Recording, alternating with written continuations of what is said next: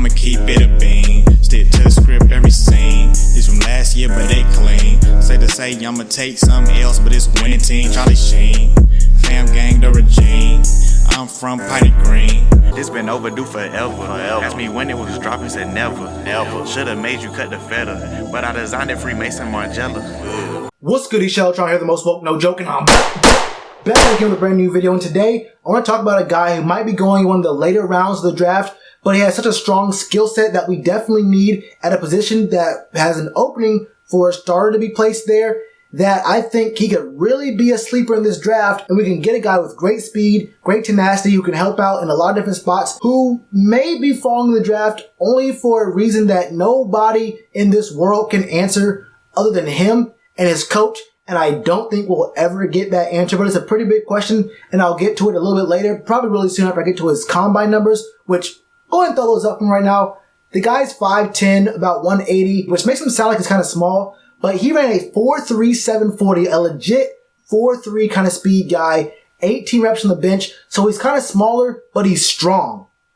18 reps on the bench doesn't really mean, very much unless you're a lineman on either side of the ball. But it does prove that he has some functional strength to him. He's very fast. He's actually really good in run support. He does aim a little bit too low for my liking sometimes. He tends to go for the ankles, but it's not like it's a really big problem like some other guys who have some tackling issues. This guy is what you want in a corner. He comes from a family of success in the NFL, and his hometown is right in Charlotte. He went to Clemson, so he's a hometown guy through and through. Honestly, I don't care if a guy was born in Bank of America Stadium. If there's a guy from Lithuania or Alaska who plays better, I'm picking him up. But Mark Fields has all the skills you really want in a corner, and maybe he could play outside, but where his skills actually shine the most are on the inside, playing the slot.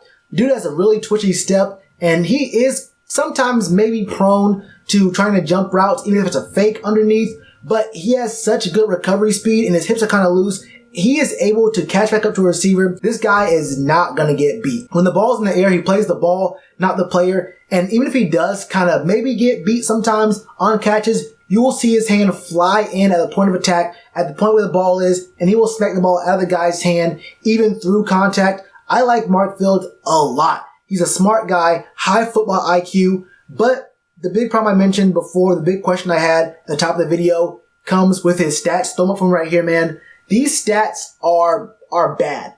They're bad. There's no way of putting it other than bad. And it's not really because of the counting numbers. We can get to the counting numbers. I mean, freshman year, he only played in 4 games, 3 total tackles, no real stats. 2016 was his only interception of his whole career. Returned it for a touchdown. He also had 4 passes defended there. So that's cool. 2017, he had 15 total tackles, 2 passes defended. Not really all that much to talk about. 2018, he had 7 total tackles, but 5 passes defended, only 11 passes deflected his whole college career, 1 interception, and I know you're thinking, wait. 1 total interception, only 11 passes defended. Did I say 12 earlier? 11 passes defended. Who is this guy and why should he play on our team? Those aren't the numbers you should look at. The numbers you really need to pay attention to here are the numbers under the G column. Games played, freshman year 4, sophomore year 11, junior year 5, senior year 7 total games played. And that's kind of strange because his biggest production of the year came in the second half of the championship game against Bama. He played really well in that game. He played extremely well. I mean, also, Bama played horribly. The biggest red flags from Mark Fields is that despite his speed, despite his high football IQ, despite his willingness to be physical and get in the fray, despite his ability to pursue in space, and despite his elite ability to play in the slot, he did not get into games. He had very limited playing time. There has to be some reason for that. Now, he did have an ankle injury his sophomore year, so I think he would have played most of those games that year.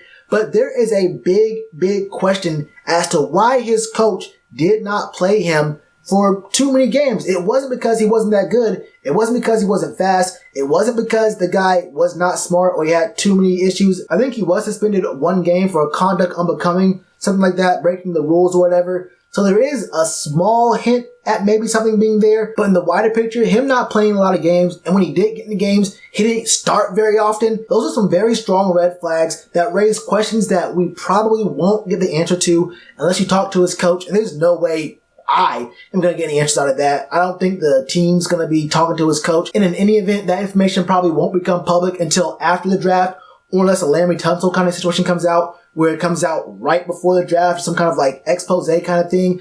I don't see that happening. But those red flags may kind of counterintuitively work in our favor, because those are the reasons why he's going to drop in the draft. And those are going to be the same reasons why the Panthers could potentially pick up a starter level talent at slot corner in the 5th, maybe even 6th round of this year's draft. And this guy obviously has the traits to be a game changer. We need a guy in the slot who can match up with fast guys, match up with even bigger kind of receivers, and even play very well against the run. Mark Fields is easily my choice for a slot corner.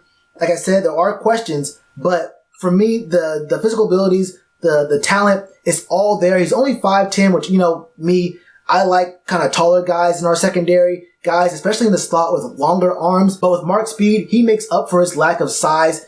I like him a lot. So if we reach the 5th round and he's still available, I think we pick him up. No questions asked at all. I don't see him going day 2. The question marks and the red flags there are going to have teams thinking, I don't know if we want to spend or invest such a high pick on him. He has the skills we need, but it's a big question that we need to have answered here. I think he's a big steal in this draft, as long as it isn't like, if it was a violent issue or like something like that was very, very crazy, I think we would know by now. We would definitely find out, or the team would know. So barring those kind of possibilities, a 5th round pick for Mark Fields makes him easily the pick for me. And the added concession is, if we don't have to go for a corner in the 2nd or 3rd round, it opens up the draft even further for us to pick up other positions of need. I see the 2019 draft having the potential to be one of our strongest in years. One of our strongest in years. I'm going to say it again. So that's my thoughts on the matter. What are yours? Do you know who Mark Fields is? Have you looked him up at all? Do you like him? Do you hate him? Would you rather get a corner in one of the earlier rounds? Do you think he would fit our scheme? Does that 4.37 40 mean anything to you? Does that big question of him having all those talents but not even being able to get into games sometimes, and definitely not even being able to start, how big of a red flag is that for you? That's a question that needs to be answered about Mark Fields before you go and put him on your draft board. But let me know your opinion in the comments below. And one last thing before I go, if you haven't yet, please consider going down to that pinned comment below. It's right at the top, and clicking on that link and signing the petition to get the Panthers to maybe partner with this channel. We put in the due diligence for every single topic we talk about before getting on camera here. And I think we have the potential to do even bigger things, even bigger concepts. So if you dig the content here, you like what you're seeing, you want to support, that'd be one way to do it. It takes all of 10 seconds, and I really, really appreciate it. And as always, you already know to do that like button. Cheers to you, appreciate the chance. Being told y'all I been the man. Being told y'all I had the gift. Tell a friend to tell a friend. Real ones gonna recommend. Count this as another win.